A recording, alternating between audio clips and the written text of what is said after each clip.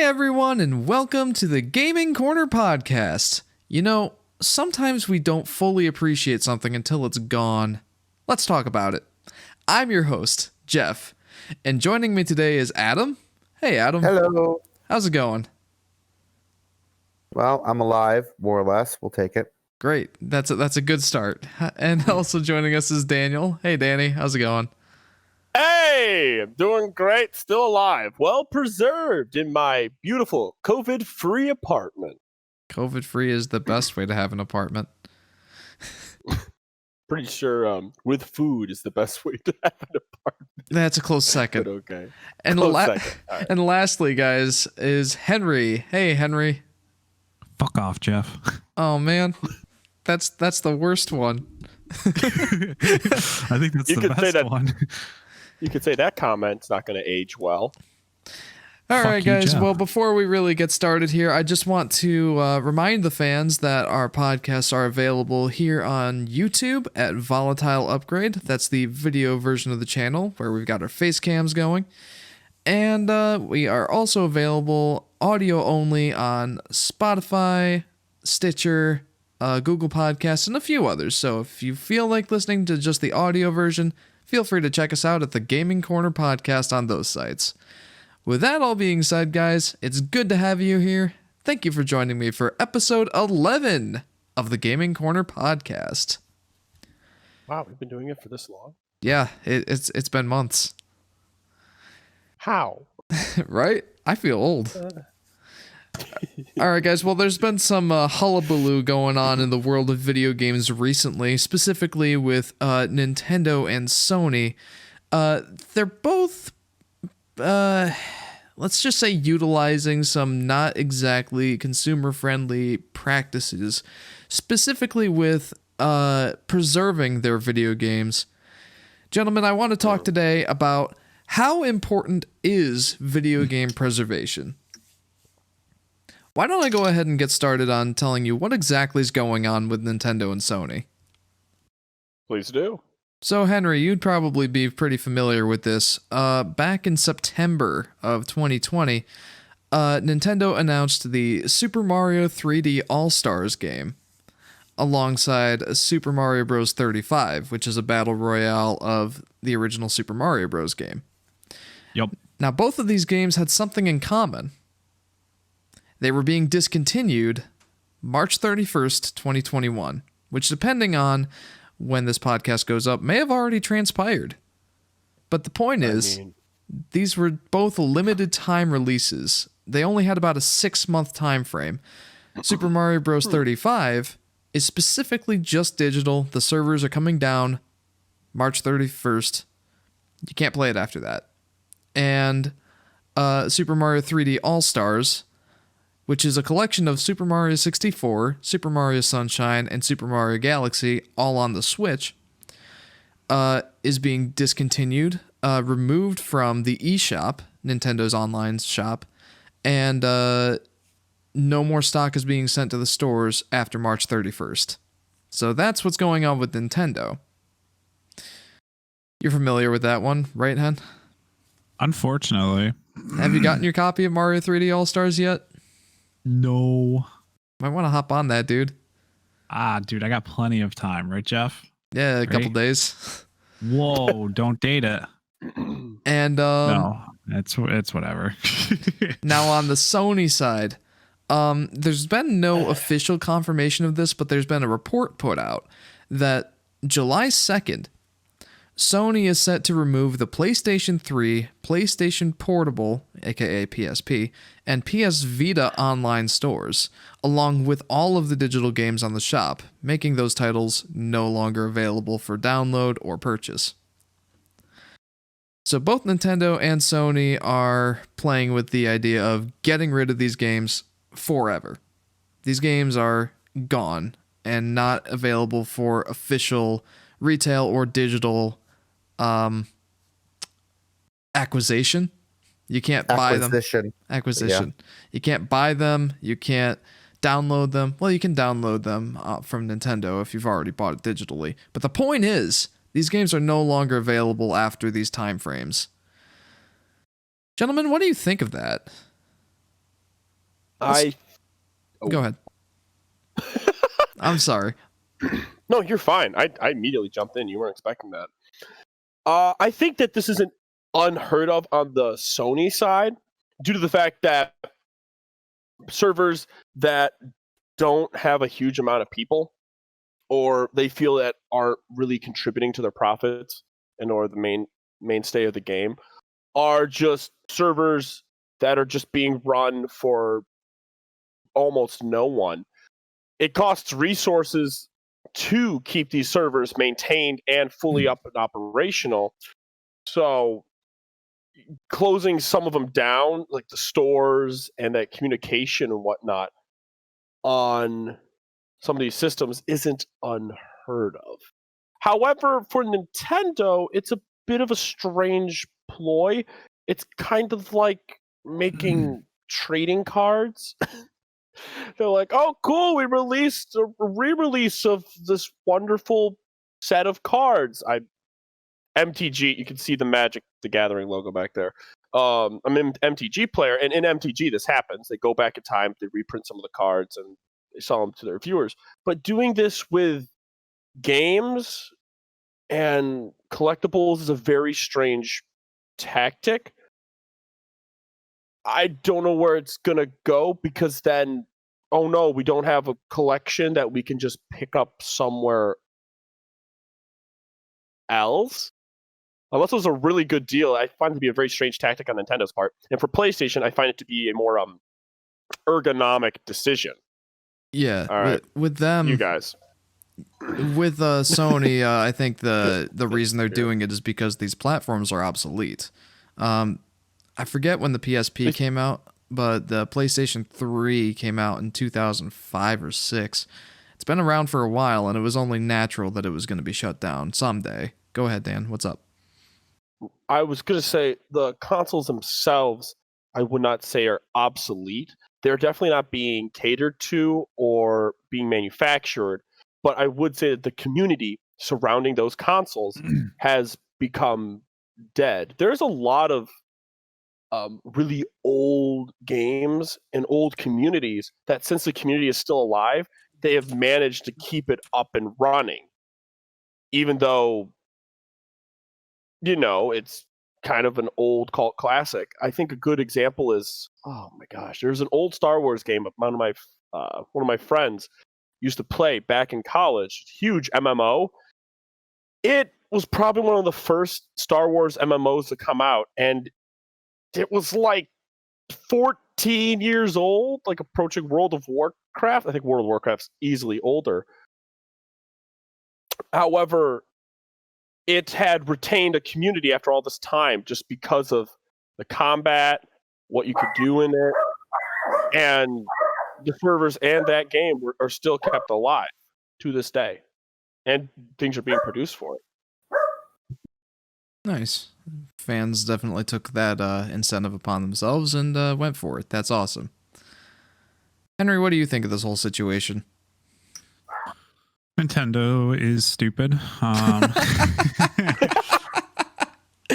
That's a condensed version of what I said. Yes. You know, you're not wrong. They make some interesting decisions. No, I think it's dumb as hell that Nintendo's only going to release a brand new product for only like 6 months for titles that people want to play, and especially for like the digital copy, taking off of their eShops to be purchased. At least if you purchase it, you can still download it again at a later date. Thank God. But that just means the servers have the information on there, and they're just not selling it. Exactly. It's like, what? Why? Why even bother turning off the ability to purchase? Dan? I would also go one step forward and not just say it's a new limited time product, kind of like, you know, like fucking trading card lines.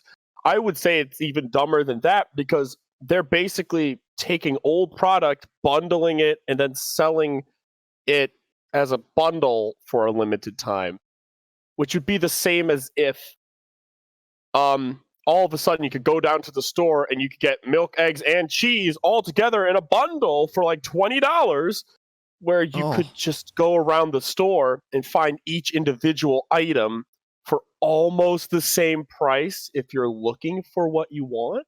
I don't think that's a great analogy. Mario 64, Galaxy, and Sunshine aren't easily officially acquirable in this day and age. For consoles, Yeah. Again, official. I would have. Okay, officially. So, what system is this for? The Switch? This is for the Switch. Yeah. Yes. Okay. So people have been clamoring to get these 3 games on their Switch, and they'd be like, "Oh man, I'd give my arm and a leg for these games." Although if you gave away your arm, you wouldn't be able to play them very easily. But the point is, these people have wanted these games on their Switch for a long time. I think There's Nintendo, handicap accessible controllers. I wouldn't. not on Nintendo's side. There's a lot of independent developers for handicap controller designs. That's fair Yeah, enough. Independent. But To go out of your yeah, way to get but them. it's But, not. like, It's Also not it's not easily impossible. accessible, I would assume, too. And nothing is impossible. It's just how available is it to a consumer market? Well, it also comes down to what is your handicap, because I mean, you can't just make a generic handicap controller. And that's the problem. It has to be built Exactly. specifically for the user. But that's a whole tangent that we're not Whole even other there. conversation. But no, I think it's really stupid that they have this 3 titles that people have wanted for a very long time on a newer Nintendo product, and they're limiting the access to purchase such a thing.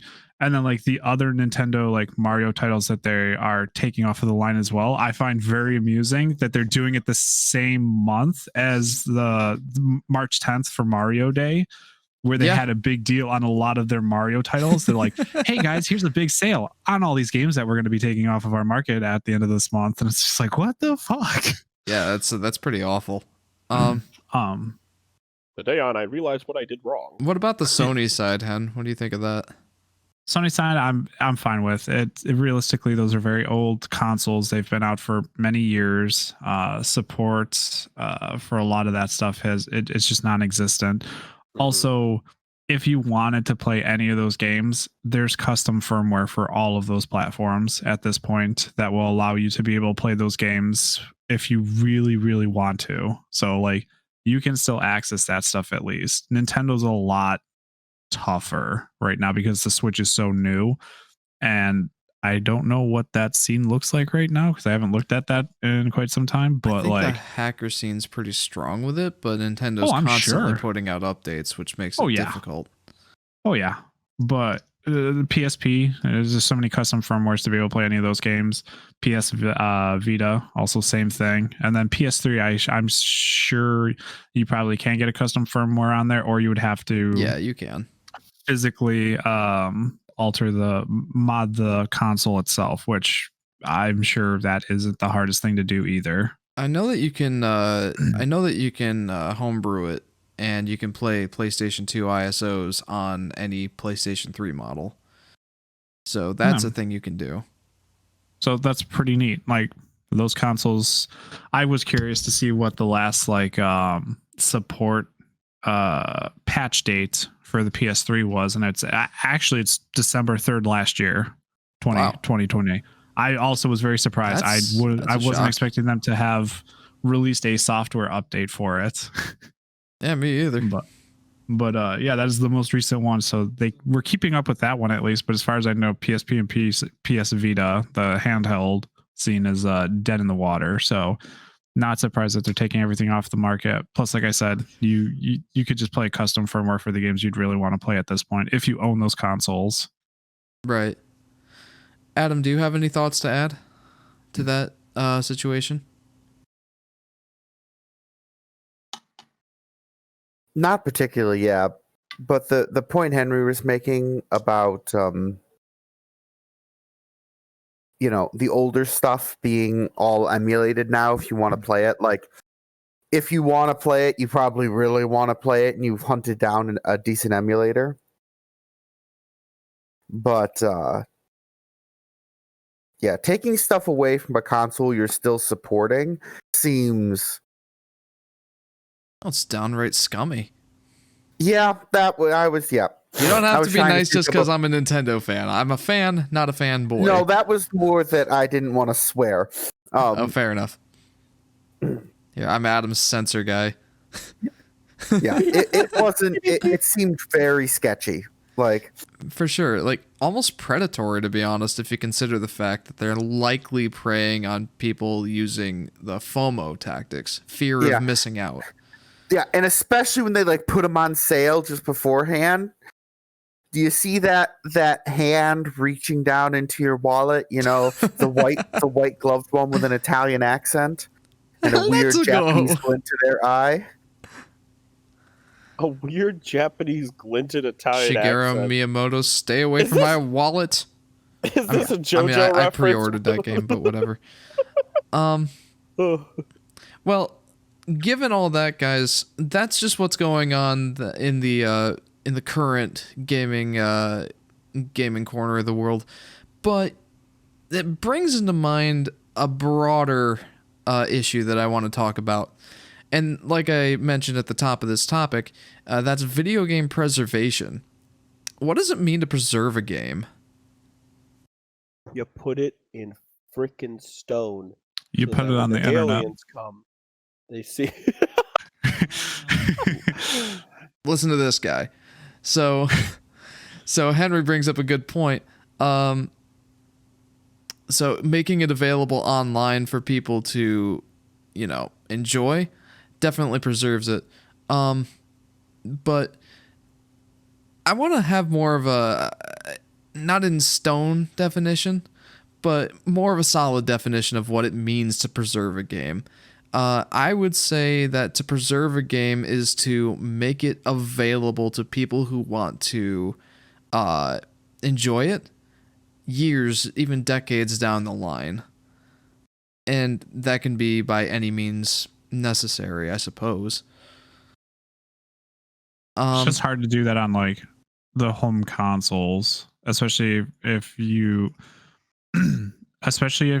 acquire that console at a later date when digital copies of said games aren't available anymore. Like there's always the physical copies, but those get worn and torn at this point. Mm-hmm. So that's always a problem. You've got things like disc rot and like the coin batteries and cartridges going bad over time. Yeah, it's just something like those types of things just aren't made to last. Digital copies could be made to last, but the problem is I believe Dan touched base on it earlier, is like server space and stuff like that. Mm-hmm. Being able to host those types of games for extended periods of times, especially when there's no fan base for it, makes it very expensive, and no income makes server upkeep a problem for those types of things. Yes, they'll keep generating money in other areas, but with the size of games increasing in general, that's a lot of space that's being wasted for a resource that's not profitable. So unfortunately, it turns into a business approach. But once again, if it gets out on the internet, it's out on the internet. Yeah. As long as the internet survives and its servers stay up. Yeah, that's a big part. I mean, considering this is all like a newer industry, like that is a worthwhile thing to touch upon. The internet is like our age. Yeah. And gaming isn't that much older. Like gaming as we know it really came to a head in the early 80s. Video gaming. Let's remember our terminology. Yes. Here. We are a video game podcast. When I say gaming, I mean video games. But video gaming is not that much older than the internet. Like it came to a head in the maybe late 70s, early 80s. That would make it. Yeah. Yeah, we're talking like 40 years old. That we all have to remember. Compared to, sorry. Oh, you're fine. I was interrupting. In order to play World of Warcraft, you had to listen to that wonderful dial-up sound. Or RuneScape, yeah, from the early MMO. Listen to the songs of my people. Good old dial-up. But I guess the point of saying that is like video gaming, is a much younger entertainment source than, say, books or movies and TV. It's got a little more nuance to it because of that. So Yeah, we got a definition on the table, right, for preserving a game. Yeah. Dan, you wanted to say a thought? I was going to say a thought on how to preserve. I have an interesting story about preservation. No long stories periods about of time. preservation. Fuck off. But I If want you're I gonna talk want about you to hit the dinosaurs, I'm gonna next. smack I you. want you. No, it's actually a really cool story that I heard when I was just going through and just randomly researching things. But it's about preservation. So I want Jeff to hit the next topic, which I thought he was going to, but he was still in the definition, and I'm like, I'm just gonna. Yeah, well, Daniel. go ahead and get your thought on the table. I'm not All set right, on where I want to go yet. Here's my thought, and this is really interesting. This thought comes from research into the understanding of, get ready for this, of the hazardous material sign. There is a team of people trying to create a sign which, if our entire civilization is destroyed, because hazardous material lasts millions of years. He's referring to nuclear waste, and it was more than one team. Right. Well, it sounds like Adam. Would you like to say the story? I know where you're going with this. It boils down to these people had to design the hazardous sign so that anyone, regardless of what language, dialect, or visual symbols they understood, knew that this is no, don't go here, bad. So, do you want the really interesting bit of this story? I mean, I guess so. Please do. So this was like many teams across multiple different countries, because this is for storing long-term nuclear waste. The storage system has to be designed to contain it for 10,000 years plus. Okay? So like on a time scale we just are not used to. And so the only long-term storage facility that is anywhere near completion is in Finland. It's up in the Scandinavian countries. Mhm. I think it's in Finland. And do you know how they decided to mark it so that no one would ever disturb it? Oh, it's great. They put it on They a completely. didn't. They picked the most boring island they could possibly find, and they bored down in, and there's a whole facility on it. And when they're finished, they're going to tear everything down, reforest the island, and nothing. There is no reason that anyone in their right mind would dig on this island. And it's very deep. It's way down into the bedrock. It's super deep. Like, they're not marking it at all, because the conclusion was they could create nothing would be that permanent. Like, if you left any marker at all, there is a very good chance that in 10,000 years, it would be totally misunderstood. And the fact that there was any marker at all would make people interested. Yeah. As Terry Pratchett put it, if you put a button and marked it end of the world button, do not touch, the paint wouldn't even be dry for someone to come along and press it just to see what happened.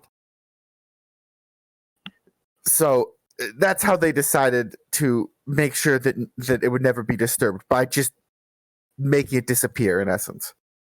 Mm-hmm. All right. So just very interesting story about that. Yeah. So that's kind of the, not quite to that extent, but that's sort of what we're thinking for a time frame. When we say video game preservation, we don't mean how long is Sony going to keep the servers up. Right. Or but sort of how long do people have access to it? Right. So which is almost long as people have access to the games, regardless of whatever form they take, where they're stored, or how they're distributed, if somebody has access to them, or if people just in general, if the general population can have access to them, that game is preserved, at least in my mind. Are there any disputes on that? No. Okay. Now, let's take this from a different angle. We know what it means to preserve a game. Why should we? Why should we preserve a game? Well, may I? Go for it, Danny.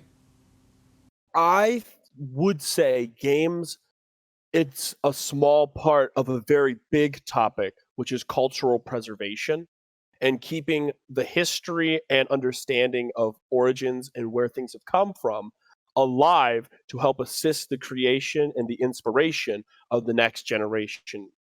By limiting the amount of games someone can play or what they can view, then are we truly allowing open-mindedness in our gaming culture, or are we trying to, like, follow strict plan? This is game. Walk, shoot, good. Game done. Next. Without that creative inspiration of years of creation and the failures also. You can learn more from a mistake than you can from a success due to it exposing what made something good. Yeah, I like that answer. Culturally, it's important for us to keep track of where we've been, and that helps direct us as to where we're going. That's definitely a good reason. Adam, Henry, any other thoughts? I don't know. Why to preserve? Yeah. Even if you just want to go from like, why do I want these games to be preserved? Like say Spyro 1, 2, and 3. Like they must be preserved. Why would you want those to be preserved? Nostalgia reasons. Mm-hmm. It's a pretty big part to play in that. Just being able to go back and pick those up. Or unfortunately it's like backwards compatibility is always a nice thing for those kinds of things. And when newer consoles stop supporting that in general, then you're just kind of fucked like say my PlayStation 1 dies. Okay, I can still play on my PS2. Oh, PS2's dead. Can I play it on PS3? Sure, if I have the digital copy of it. I think PS3 might have some PS1 capabilities. All PS3 models have 100% PlayStation 1 capability. But only 4? But only fucked. With 4, no backwards compatibility. And with 5, only backwards compatible with PS4. And right there starts to run into the preservation problem. Like if newer consoles aren't supporting the older stuff in any form or format, then you're not able to actually play those games. So you'll end up having to buy older consoles, which are going to be rare because those aren't being produced anymore. Or like third party, like aftermarket consoles, like the Retron 5 or. Yeah, I was going to say, like and a slight caveat there. They do make, essentially like modern reproductions of old consoles type things. My current favorite example is the FPGA model that Analog made. They made the Super Analog NT, which is an FPGA board programmed to be exactly like a Super Nintendo. And that means that you can stick a cartridge in it, no emulation, HDMI out, perfect recreation. Yeah, I want one. Stuff like that's cool. That's awesome. Things like that are what help keep the preservation. But once again, that falls into you need to have the cartridge for the game, or and flash if those card. aren't being. See that's nice. They're utilizing the ability of newer technology to be able to play older games in a newer format, which is awesome. I love that stuff. Mm-hmm. Yeah, me too. I don't know. As long as there's a fan base for those types of things, once again, it's hard for the original companies to be able to keep up with it because they have newer the owners and stuff like that. It's just hard to keep up with that. Mm-hmm. Well, I think the line you're missing there is company. Their purpose is to make money at the end of the day, and museums are generally not profitable. No. I mean, I'm sure some are, but generally they're like the big names like the Smithsonian. Yeah, probably make a lot through tickets. But people donate to museums and, they receive government funding. Like there's a lot of work goes into preserving things in museums and stuff, because basically there's a general consensus that this sort of stuff has value in its preservation, and people want to see it, and they therefore they preserve it. But You know, You know. go but ahead. it's not like the original creator of these things is preserving them. Right. Yeah. What were you going to say, Dan? Sorry, I was going to. I did stumble upon a really quick point here. Okay, Just go ahead. it goes with that. It goes with what I was just saying. So let me just get in real quick. The Strong Museum of Play in Rochester, they have like a section on video games now, and they try and maintain a catalog like for the museum. I believe Mario 64 is actually there as one of the first major revolutionary 3D games. Yep. They have a whole history of video gaming and I need to go there and there's a whole exhibit. Of course, due to current circumstances, not many people can visit, but there definitely are institutions that are attempting to preserve video games in at least some manner. So I just wanted to point that out, that like the existing infrastructure for like art preservation isn't, sitting there drooling into its lap on this subject. Right. All right, Dan, go ahead. What were you going to say? Now, Daniel, you can go. I'll shut up. Another interesting fact that we should notice about preservation of any real object is its susceptibility to damage. Where's my camera? Susceptibility to damage and decay, but also portability. What's interesting is a lot of the smaller consoles that were easy to distribute and just transport from one place to another have actually, lasted quite a while in people's just normal collections, even when being thrown around and whatnot. But when you think about boxy arcade games from the Atari and things like that, it was it was just really hard to preserve them, even though they were very durable, just because they were in a box to protect them. And, as time has moved on, it was just hard to transport from one place to another. It was hard to really distribute out into the public. So I would think it was interesting that in the PlayStation, they actually made collections of Atari games to try and help the preservation of those games that could only be played on giant cabinets, and try to allow for a home experience to help with the preservation. Yeah, I mean, those kinds of collections have been around forever. I did say PlayStation. Well, The original. Yeah, PlayStation, PlayStation 2, GameCube, and onward. Namco Museum is probably one of the more famous examples. But yeah, why else? Why else should we preserve a game? Is there anything else you guys can think of? Why we should preserve? Well, I mean, you guys have covered some good ground. I think we covered almost all the ground. I think I've got another one. Ooh, what you got? What you got? So Henry noted the nostalgic value of being able to go back and play those games. But I thought of another one kind of relating to that. So for these long-running series, we're talking like 30 years plus, your Marios, your Zeldas, your Metroids. These Sonic. Your Sonics. Sonic. That poor series. These are series that are very long-running, and those games that, were in the earlier days, there aren't a lot of official ways to play them. But if you're getting into the series, let's say with Mario Odyssey, let's not go with Mario. Let's go with you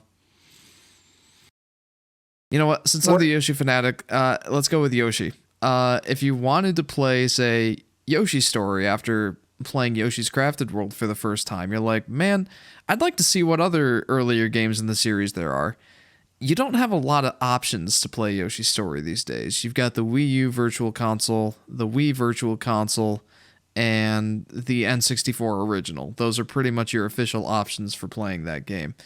In order to make it so you can see a series' roots and experience it for yourself, that game has to be preserved somehow. So for those long-running series, preservation is important to see where a game got its start. And just if you're curious to see where the games were back in the day, that sort of standpoint is a good reason for it to be preserved. At least to me. I mean, I guess that makes sense. I guess so.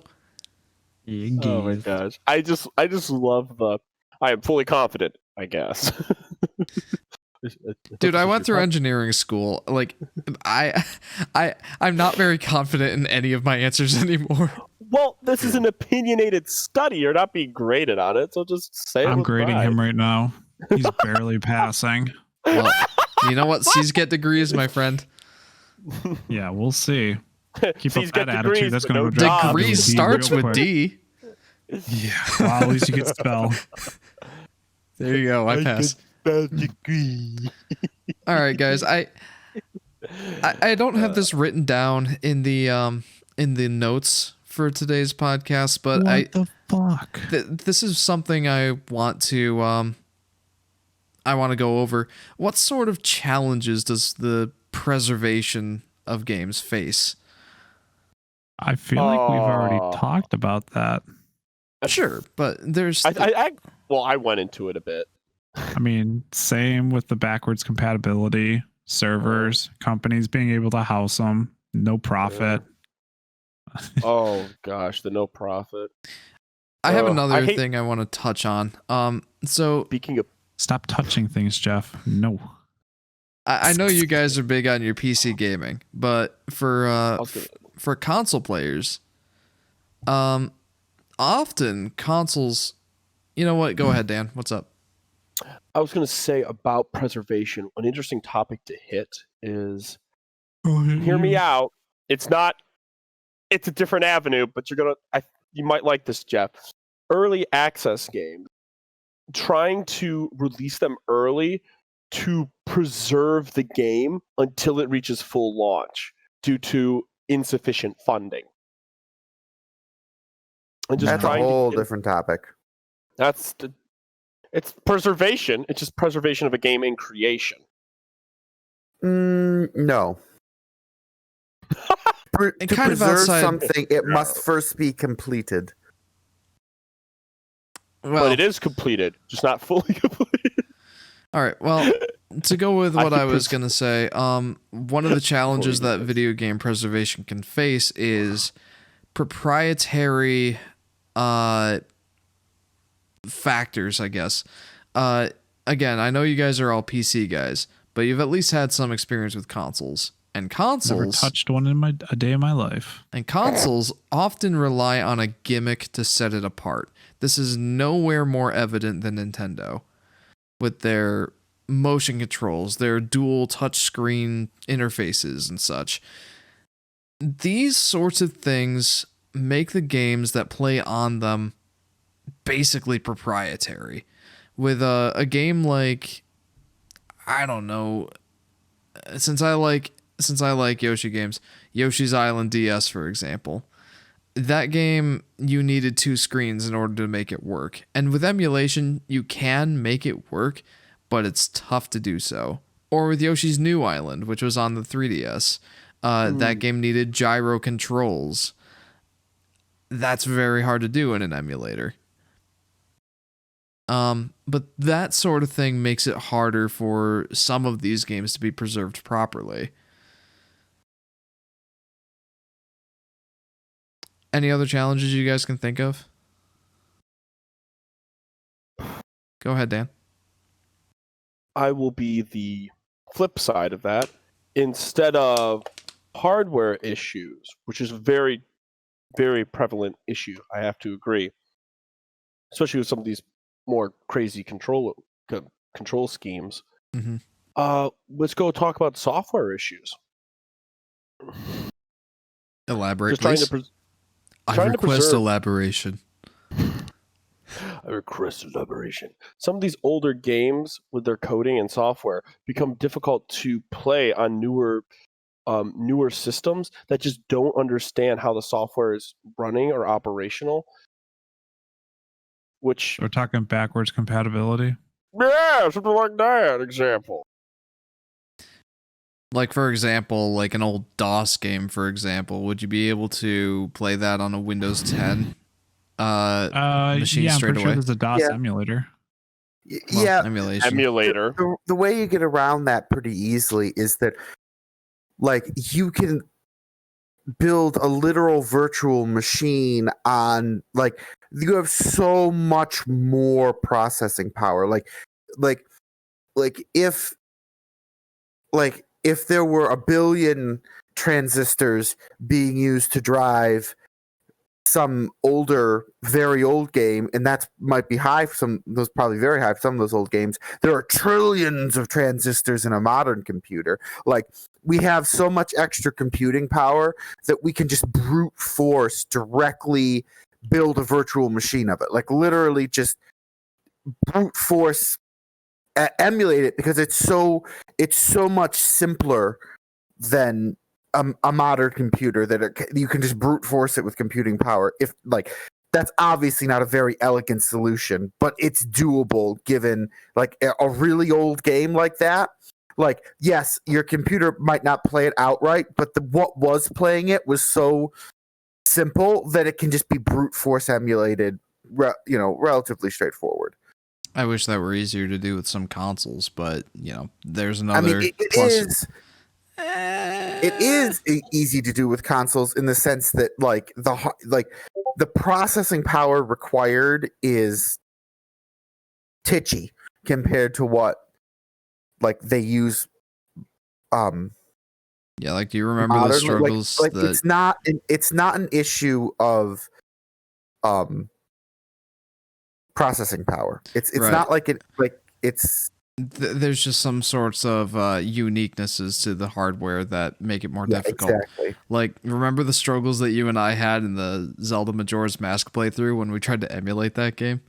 Mm-hmm. Uh, Like, yeah, it's software issues. It's not like it's yeah it's a sort of a strange problem to have in many ways, but it is a problem that exists. it is definitely definitely a problem, but it's not a like, if you really wanted to do it and, like, you had, like, a decent coder, put some time into it, you could make it happen without, For sure. breaking your teeth or whatever. Like, it's yeah. For sure. It's just a matter of figuring out what they did. Like how can I explain this? If you can Sort of figure what- out how to reverse engineer it, you can make it work. Yeah, I guess the way I wanted to explain this is if we wanted to build, like, something that was exactly like the Great Pyramids today, it wouldn't be that hard.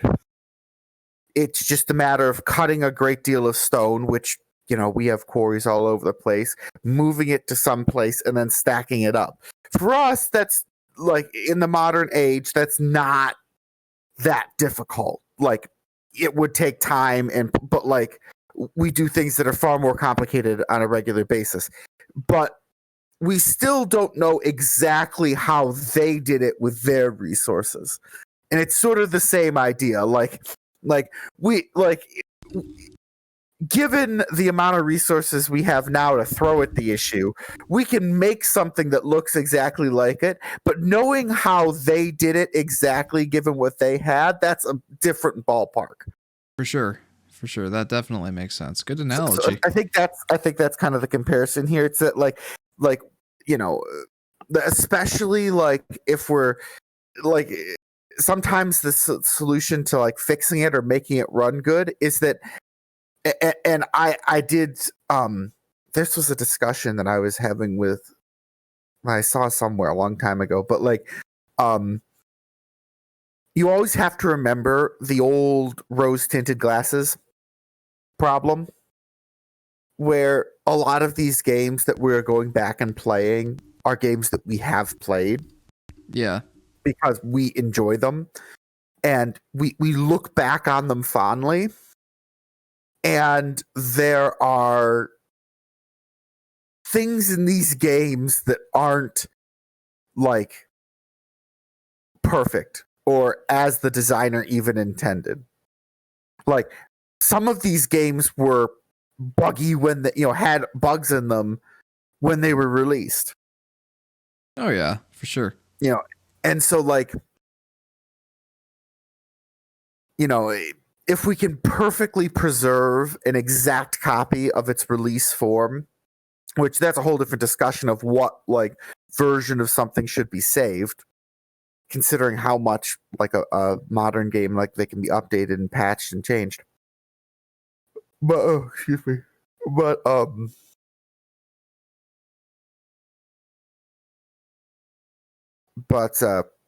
like if it's emulated and you have to take it apart too much to make the emulation work, like what happens if they patch out those bugs? Like what happens if someone like in the distant future found like Super Mario and in building like a working emulation of it basically just removed all the bugs, all the glitches and things?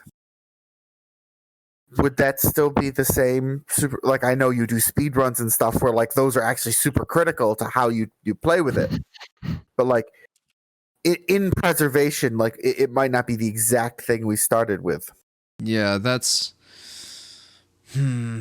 So it's just food for thought. The point is that like these games aren't perfect, and when it comes to like I said, like if we built the exact copy of the pyramids, there might be small differences if you got in real close because we aren't using the exact same methods that they did. Because in some, in the case of the pyramids, or we don't know the exact methods they used.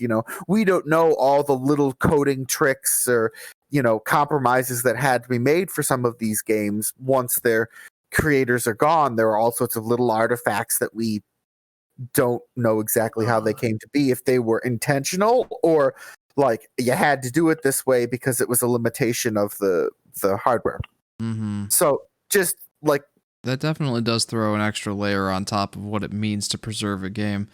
Exactly. I Dan, I wonder if you've heard of this in your studies, but what Adam was saying about someone reconstructing Super Mario Bros. Is that really preserving it if they fix the bugs? It made me think of the ship of Theseus. Are you familiar with that?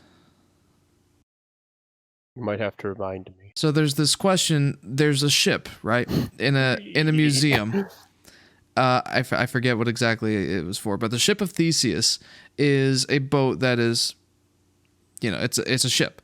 Now it's very, very old. Now, over time, planks of the ship will rot away. Mm-hmm. If you replace the planks one by one, if eventually you replace all of the planks of that ship, is it still the ship of Theseus? On the flip side, if you take those boards those planks that were rotting and, for lack of better terms, refurbish them, get them back to something that resembles its original state and reconstruct the ship out of those planks, is that the ship of Theseus?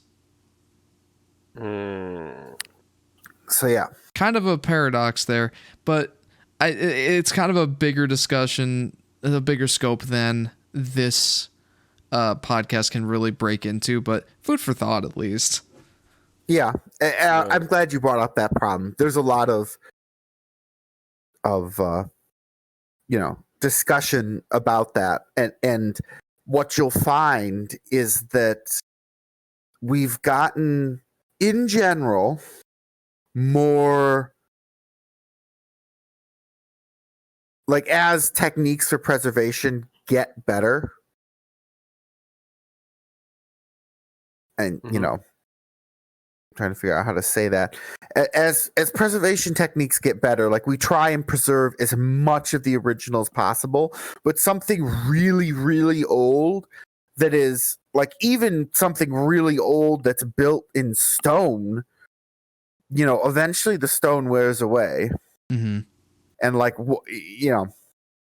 Like I think of tombstones in a local cemetery that are from the 1800s, and you can barely read the text on them anymore. Yeah, and they're slowly, and it's the same problem there as you run into, is that nothing is really permanent, and we try and preserve as much of the original as we possibly can. And if you get it in a really perfect environment, which most things are, you can get close, but Mhm. and we try and preserve as much of the original from some of these things, and then certain pieces have to be replaced, they wear out. And I think the biggest argument for the Ship of Theseus debate, and the one I kind of wanted to bring up, because it sounds very dark and hopeless when you say it like that, is that, remember that during that ship's functional life,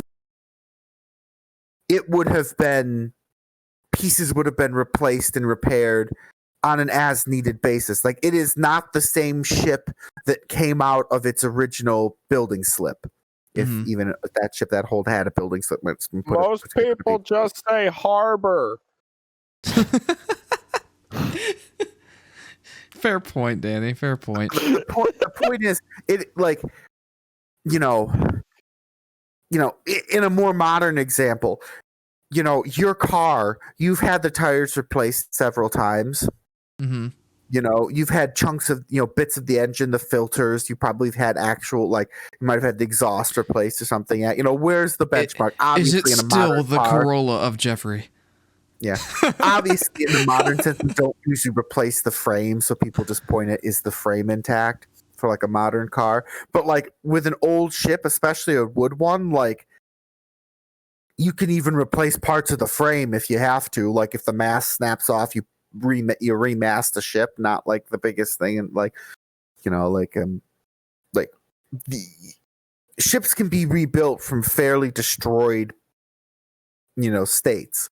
Especially if they saw combat or something, like HMS Victory, which is another preserved ship example.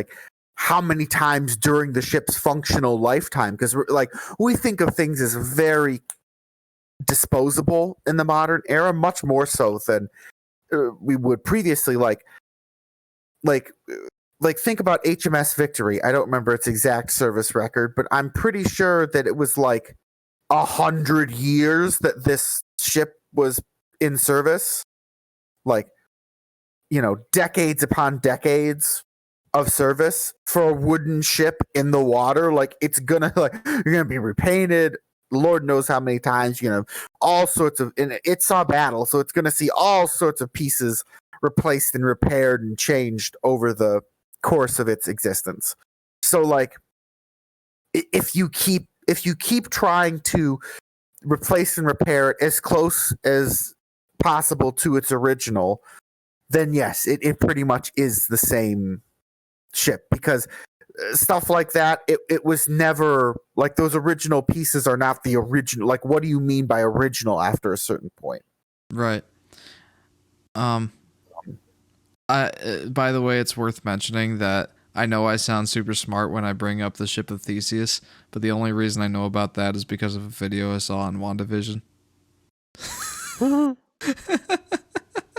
I gotta show my mom WandaVision. I should like that. I mean, you degrade yourself there, but it's an important it's point, certainly pertinent to this topic, though. Yeah, I guess the point is we probably can get off this. We've went down a bit of a rabbit hole, but if someone wanted to know more, the fastest way to search Ship of Theseus, and you can just and from there you can just there are whole fields of study, and you can read doctoral theses on this subject if you want, if you go down that rabbit hole. So by just you got to give people a reference point we can all understand and work from. Mm-hmm. And it's very, very good for that, because at least to me that's a pretty common reference. That's a reference that most people would understand, or at least Right, and like I said, it's pertinent to this discussion. Like It is when very it, when, pertinent to when this it comes to discussion. preserving a Perfect. game, do you fix the things that were wrong with the original, or do you leave the original as it was? Which version is really the original at that point? Yeah, And it's something that we're not going to be able to answer here, but it's worth thinking about. Now, we've been on this Ship of Theseus tangent for a bit. I want to come back around. I want to give the conch to Daniel and Henry. What? You guys have toyed around with remakes of games, which we've discussed in previous podcasts. It's like we had a topic about it. We sure did. But I want to ask you guys, if a game is remade, is it preserved? And Adam and I kind of touched on the whole Ship of Theseus thing, which kind of touches on this. But what do you guys think? If the game is remade, say the Spyro Reignited trilogy, does that mean that the original Spyro trilogy is preserved? What do you think? I mean, if it's a like a 1-for-1 thing with literally everything the exact same, bugs, all that fun, weird interactions and shit, sure, absolutely. But realistically, are they gonna leave those types of things in there? Probably not. No. My favorite example right now is the Spyro trilogy, and both of you have played that. Do you think that the game is preserved in that state or no? I mean, for me personally, I didn't do any like game breaking bugs and shit like that. I just played the game as I assume it was meant to be played. So I think it's pretty well done. I don't know about for Dan. Well, let me just Daniel, you can answer in just a second. I just want to sneak in one thing. Is that if just thought exercise real quick. If like the original creators of the game, some group of them worked on that project and were like, now we can finally fix this. If it was if their vision was a little different than the game that we saw, like if a painter comes back and like fixes a painting, like, oh, there was a little screw up in this painting, I'm gonna like retouch it or fix it somehow, like does that,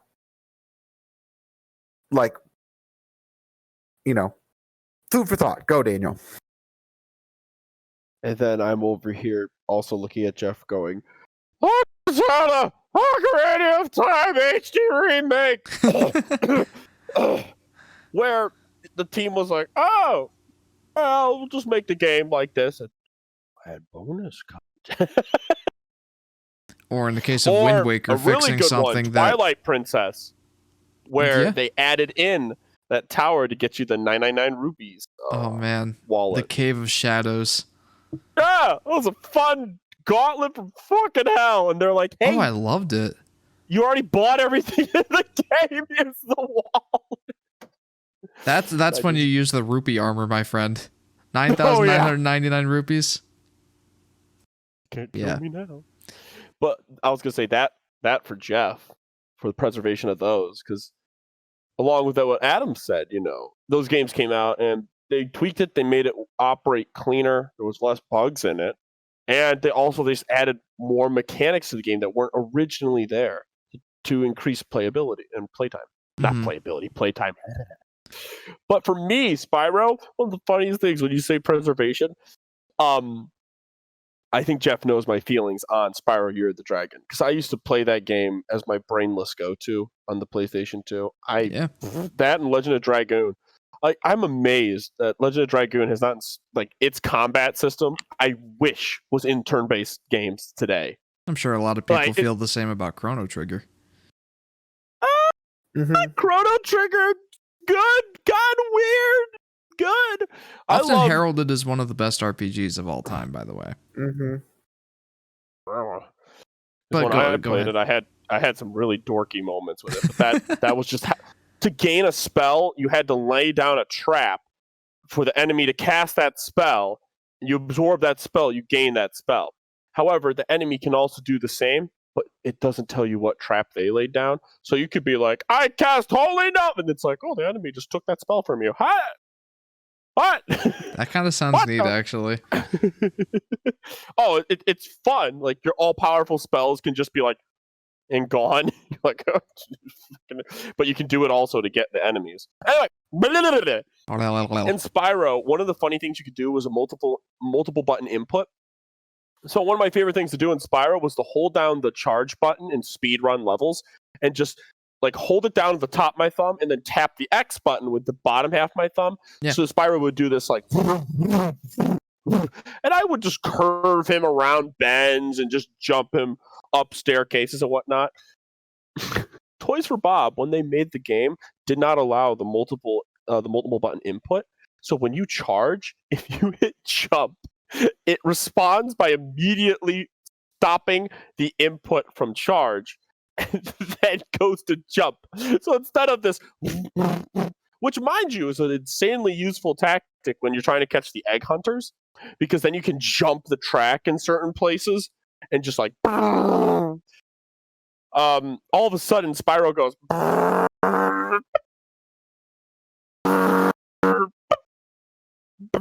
he literally just dead stops, takes the input of jump, and it goes back to charging in Toys for Bob. So that little bit for me sort of broke me out of the nostalgia fully. I was like, whoa, this is the exact copy of the game being preserved, but it doesn't have the same quirks. It doesn't have the same style that it had. Also, everyone's heard my debate on how they updated some of the character models, where I was like, you could just redo the character model. Oh, no, we make our own character model. Fireflies of Haiku model. Yes. Lagoon. We speak haiku. It is the That way. was fine. That was perfectly fine. Man, fuck that place. I mean, Henry hated it, but the problem was I'm just when the wise characters, of the world. I have the buck vague teeth. look of the characters wasn't like HD remake redefined. It was almost recreated an image. True, I have to agree with Hen. Like the Tiki people would have been really interesting to see an HD remake of just solid Tikis, no eyes, open mouth.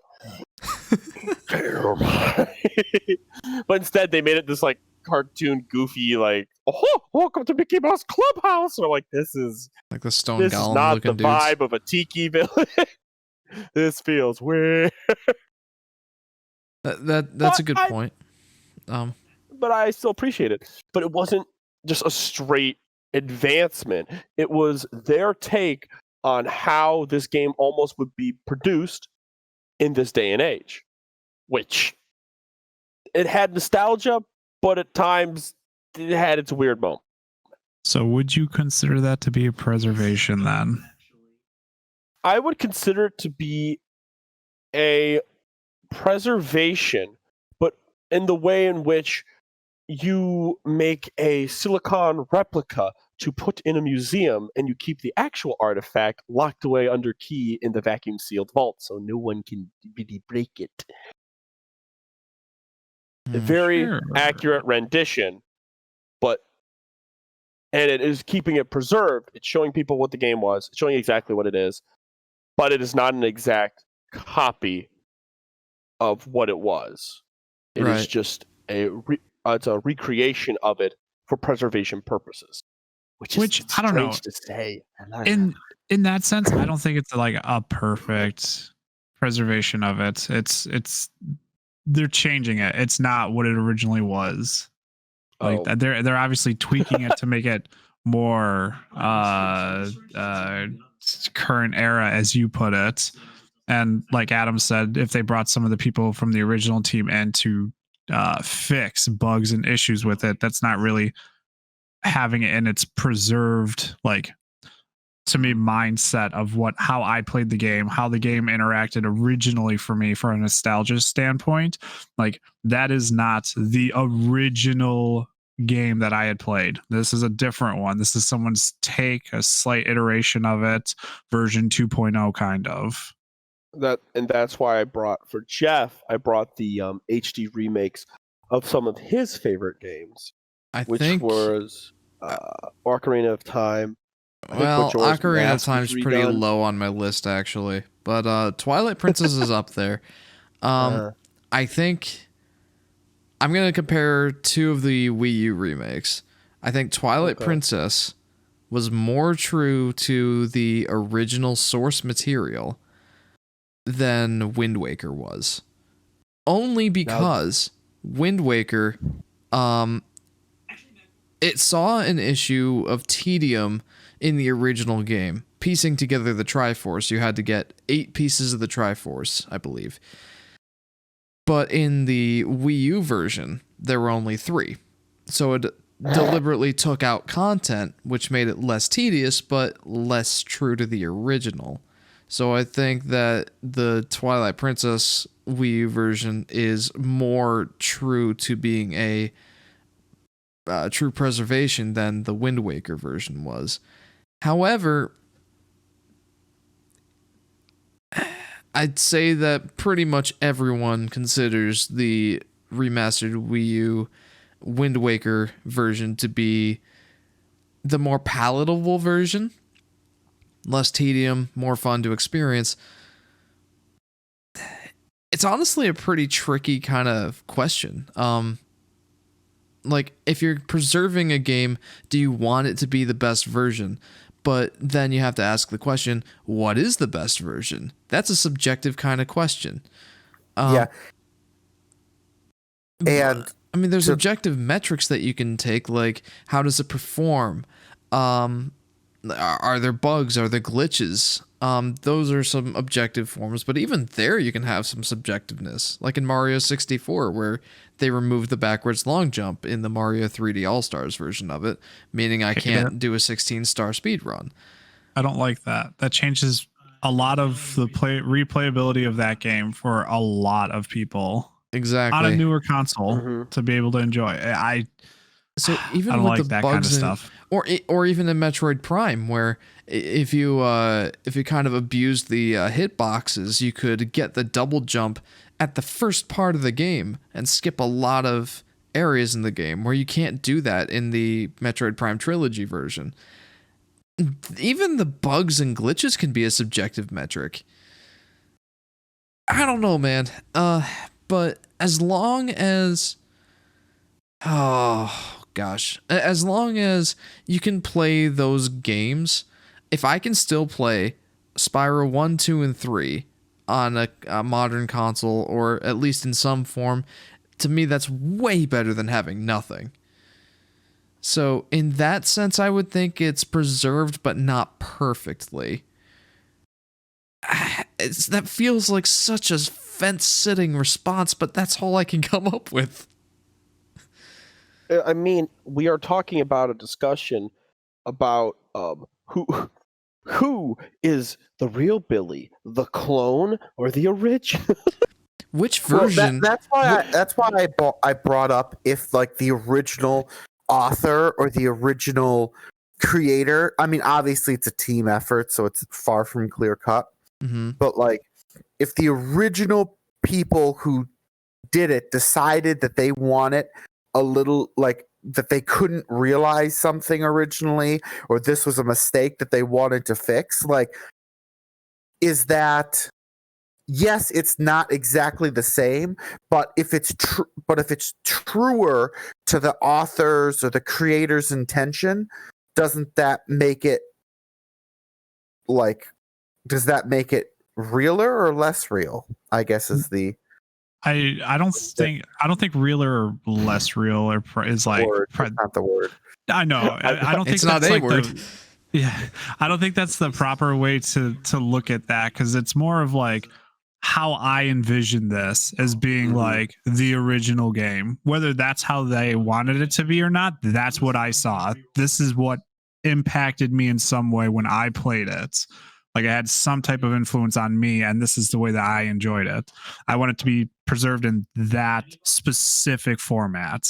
Whether like playing like a remake or something like that, and or a remade, and it's like easier. Like the Jeff, I forget which one you said it was, which Zelda game? Wind Waker. That Wind Waker. I'd rather have it be like, this is the awfulness that I experienced that made me love this game, or like, this was super awesome that they had in this game that did it. And then all of a sudden the new version's like, yeah, no, apparently they didn't think that was how it should have been. And it's just like, well, that's not how I experienced it for the very first time. But it hits more of a nostalgia feel than anything else, than like, this is what the original creators wanted instead. That's how I see it, at least. Let me hit you with a different angle.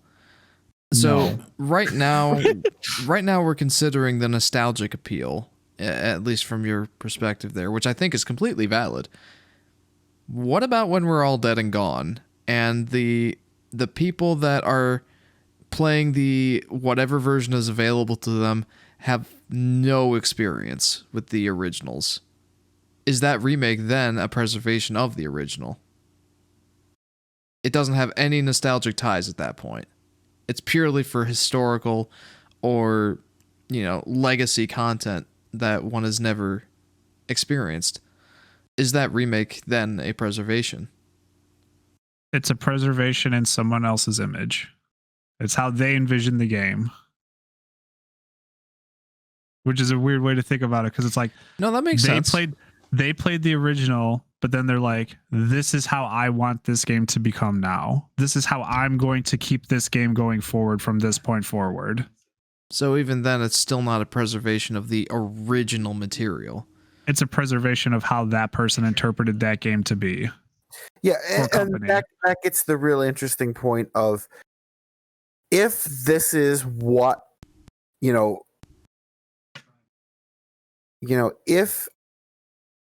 if your name was on the game, let's say, like, so you were the author.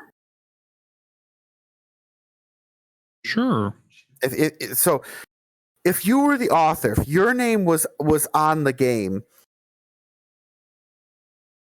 and like, yes, the game that you released X number of years ago was not this game. Like, if you made some changes to it because, there was a bug or a glitch or something you couldn't do originally, and you took the remake as an opportunity to fix that, and it was your name on the game, if it was like a indie developer or something, like a single use anything, wouldn't you take that option? Yes, it's not how it came out originally, but like, what you want to leave to posterity is, like, it's your name that's on it, and like, don't you want to leave the best possible thing for posterity? Like, yes, I know that you personally felt nostalgic about a certain game, but it's not your name that is going to be slapped on it for all history for people to look at and look back on. So, like, doesn't the author or the creator have more input over it than you do at that point? No. I mean, you release something in a state, and whether or not you like it or not, that's what it is, set in stone. Like, once when it's out there, it's out there. So, like, yeah, you want it to be probably better in some forms or fashion, but at that like, in that era, you cannot patch or update. This is what your product will be. You have to understand that. And it's like, okay, that's what we got. That's fine. They're not releasing content that they hate. Maybe they did. It's possible, but somebody enjoyed the game and they like it, and they're the ones that want to preserve it because they enjoyed it. A good example of this sort of question, I know I already brought it up, but the Mario 64 thing. When Mario 64 was released here in the US in 1996, there were some, let's just say, what Nintendo would see as shortcomings, but what we see as features.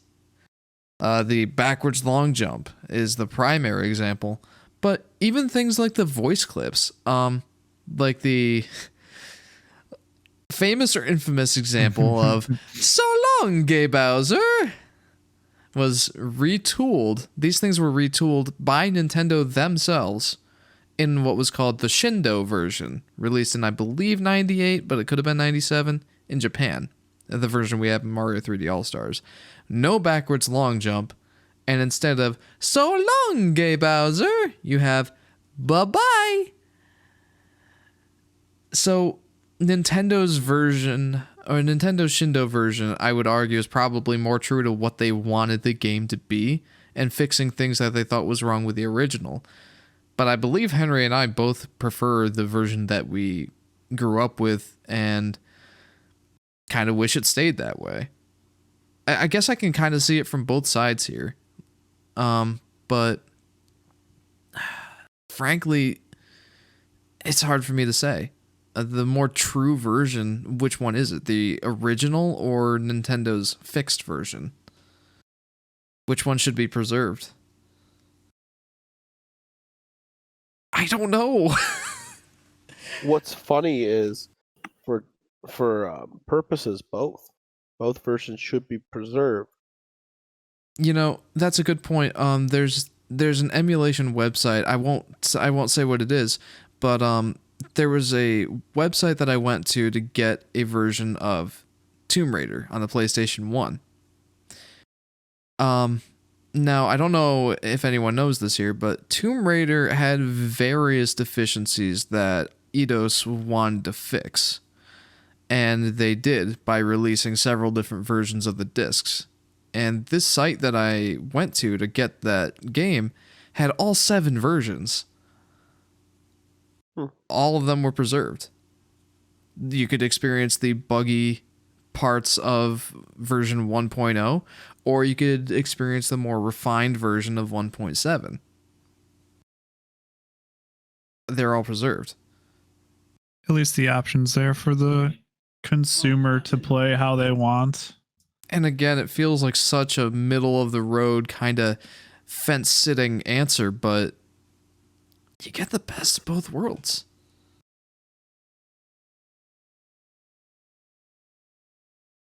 Man, this go ahead. Oh, No, I think that like gosh. it is a discussion. There is no like preserving everything is probably the best option, but there's no right answer there in many ways. For sure. There's only left answers. Get out. Fucking done with you. I have to admit, guys, this whole remake question went on a little longer than I anticipated, but that was really good. That's a really I was looking good at the time discussion. and going. Now, I do have one more question to go over with you guys. This may be a long one, could be a short one. We'll keep it short. We'll try. We Now, will, or we'll fall asleep. from the GameCube, PlayStation 2, and Xbox systems backwards, those games are, in all honesty, pretty easy to preserve. You rip the disc, or you rip the cartridge with whatever means necessary. You get the digital version of the game, ISO or whatever you have. You get the ISO file, put it on someone's hard drive somewhere, and make it available for peer-to-peer distribution.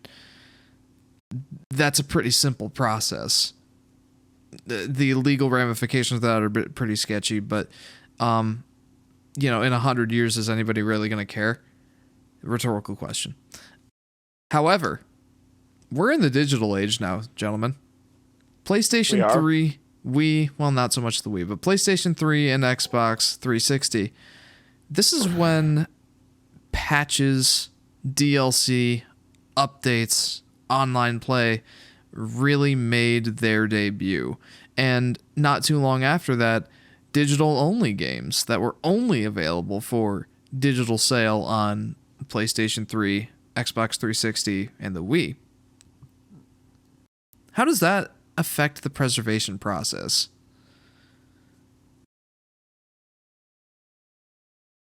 So I want to toss into the ring one specific example I have. It is Ori and the Blind Forest. So when that game came out, it didn't have any DLC or anything. You know what? I'm going to go with Ori and the Will of the Wisps. Let's go with that one.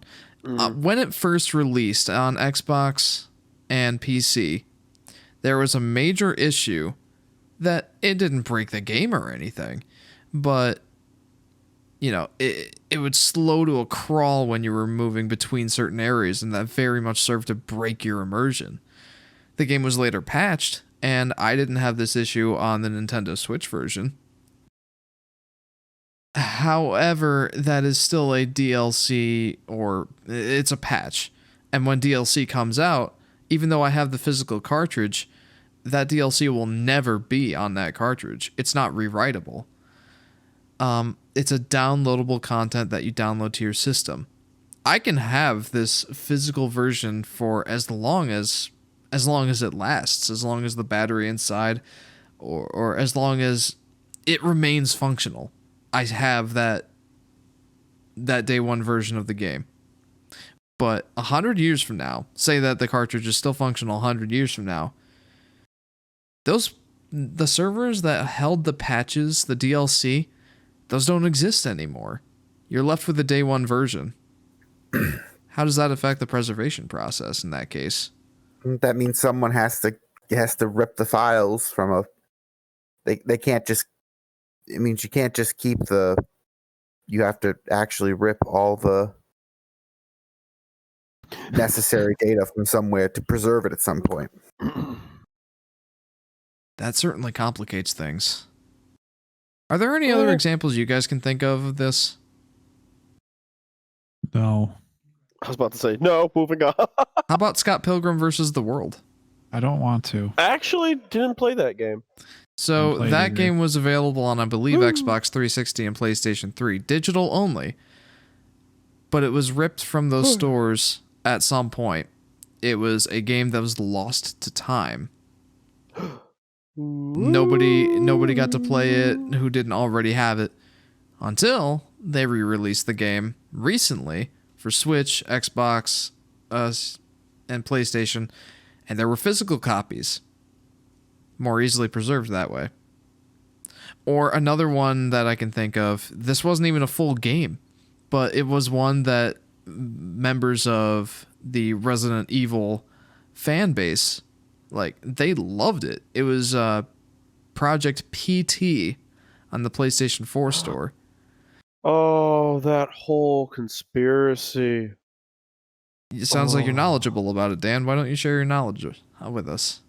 Knowledgeable about PT, the demo that disappeared. Yeah, that's the one. That was considered one of the best horror experiences, which you can watch. Go on YouTube, watch it. If you want to know all it was a repeating hallway. Multiple elements kept changing. Multiple factors kept happening. And there's a definite beginning and end. The pacing of it, though, I think you could only go into one room, and it was the bathroom.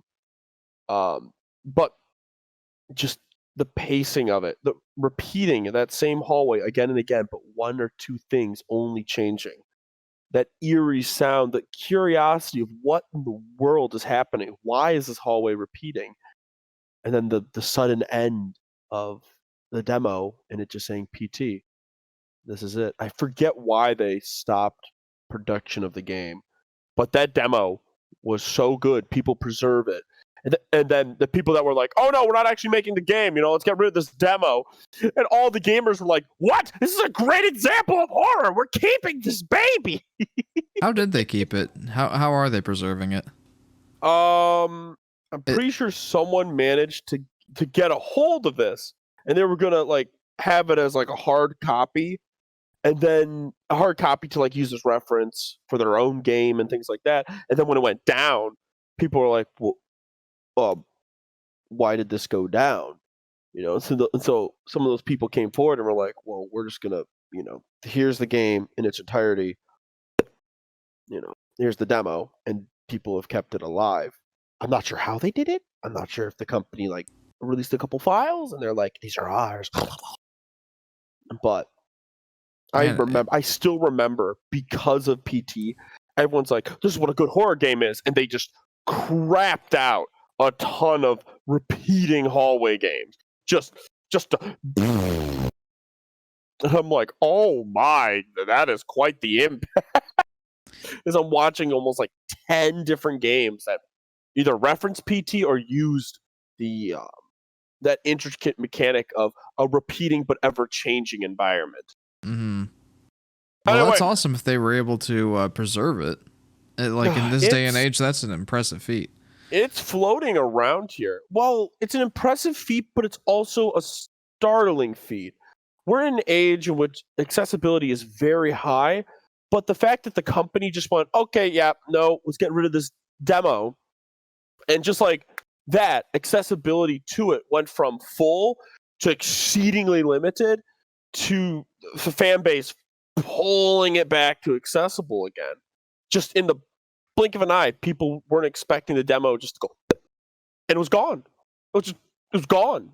Couldn't get it, couldn't reach it unless you had a hard, I think illegal hard copy because you technically weren't supposed to have it. And then people were like, well, let's keep this beautiful, beautiful baby. And then bippity boppity. Because I bet if I look up PT, I can find it. Dan,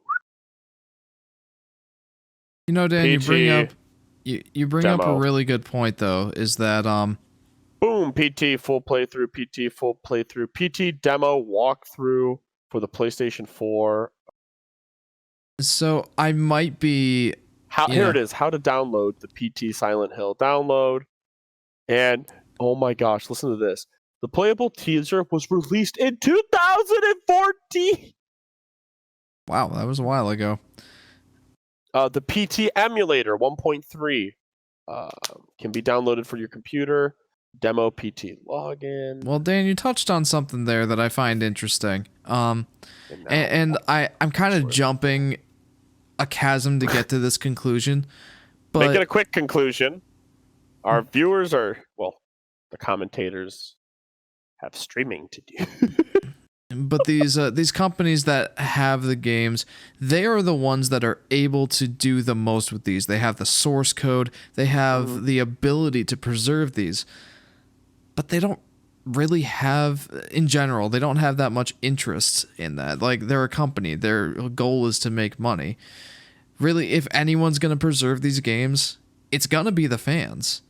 And these fans, if they have access to homebrew, if they have a way to, homebrew consoles to make them work, if they have the ability to rip the games, and as Adam said, grab the important update DLC information, they will be the ones to preserve these games, not the companies, sadly. But that's just kind of the way it is.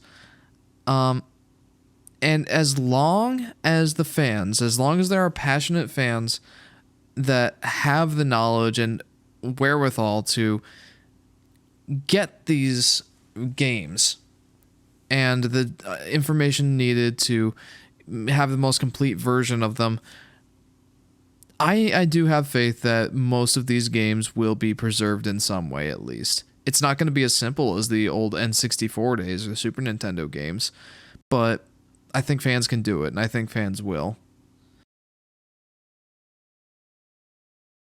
Any other thoughts, guys? No. I am good to hit the wrap up. What about you, Adam? Pretty much what you said. I think it kind of loops back to the point where it's not the company, like, after a certain point, these companies won't be there forever. And at a certain point, it will fall to someone else to preserve basically everything. And so, yeah, in the end, it will be, probably someone who really enjoyed the game, some fan of it, will have a copy, and eventually that'll, get donated to some, video game museum and preserved. And they'll, of course, probably be able to, make copies because, it's a video game. It's a little different than other things. But, they will, make sure that it is maintained after that point. For sure. Well, guys, I think that it is time to wrap up this discussion. There are some topics that, honestly, we could have missed. This is a pretty in-depth sort of topic. There's a lot to this one. So if you want to hear from us about some specific thing that we may have missed, be sure to let us know in the comments. let us know what you want us to talk about in future podcasts. But suffice it to say, preservation, we put a lot of importance on it, and we don't really trust the companies to do it themselves, but the fans, I think they've got us covered. They may lag behind for a few years, but they'll get there. So, no worries, guys. The PlayStation 3, PSP, and PS Vita stores going down kind of sucks. And Nintendo's situation really sucks. But if anyone can figure out how to preserve these games, it's the fans. So don't worry, guys. We're in good hands. With that, guys, I think that's it for this podcast. Thank you for listening. Daniel, you got live streams, my dude. Where can these lovely people find you? I'm just over here like, I wish I could do one. Hey, everybody. I'm over on Dance Warrior 777. And you can come on over. I try to stream Friday nights after the podcast, although I try to be a nighttime streamer. I sometimes do it during the day, but I want to entertain the people that don't have as much of an accessibility to streamers at night.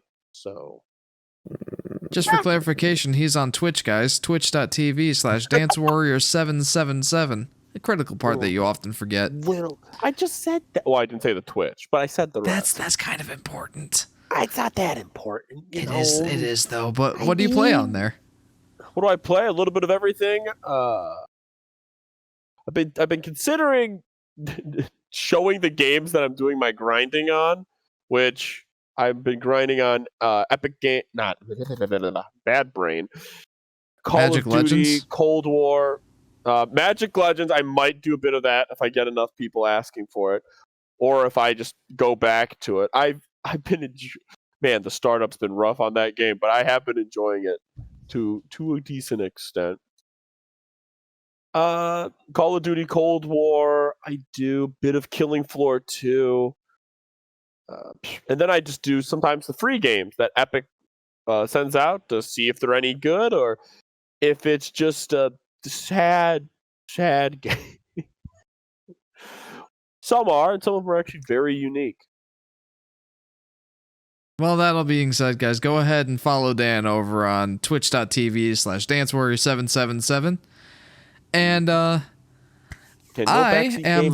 am the Yoshi Fanatic on YouTube. You can find me on YouTube at the Yoshi Fanatic. Pretty straightforward. I've been making some videos, some Yoshi-centered videos. My most recent one is a deep dive into comparing Yoshi's Crafted World and Yoshi's Woolly World, asking the question, is Yoshi's Woolly World really better than Yoshi's Crafted World? And it's 2 knitting needles better. 2 knitting needles out of 10. No, these out games of 10 knitting needles. No, those games are better than that. 2 out of 3. There you go. There we go. That's at least closer. But I'm also in the planning phases for another video coming out. So if that all sounds interesting to you guys, be sure to subscribe. And yeah, I think that's pretty much it. Adam, Henry, do you have anywhere you'd like to send the fans? To bed. Straight to hell. I like Adam's answer better. One of them puts them to sleep, the other one goes deep. Well, that being said, guys, I also want to remind you that we are on YouTube at Volatile Upgrade. We have a new video format here showing our face cams, except for Henry. He will when we have 1 million viewers. Right around the corner. 1 million? Yeah, now, we're almost hold on a there. second. We're almost there. We're only about 999,997 left. Cool, not bad. Good start. But we're also available on Google Podcasts, Spotify, Stitcher, and a couple others if the audio version is to more of your liking. So feel free to check us out there at the Gaming Corner Podcast. With that all being said, guys, that's going to wrap it up for this episode of the Gaming Corner Podcast. Thanks for tuning in. We'll catch you next time here on the Gaming Corner Podcast. Bye-bye. Bye-bye. Keep on dancing.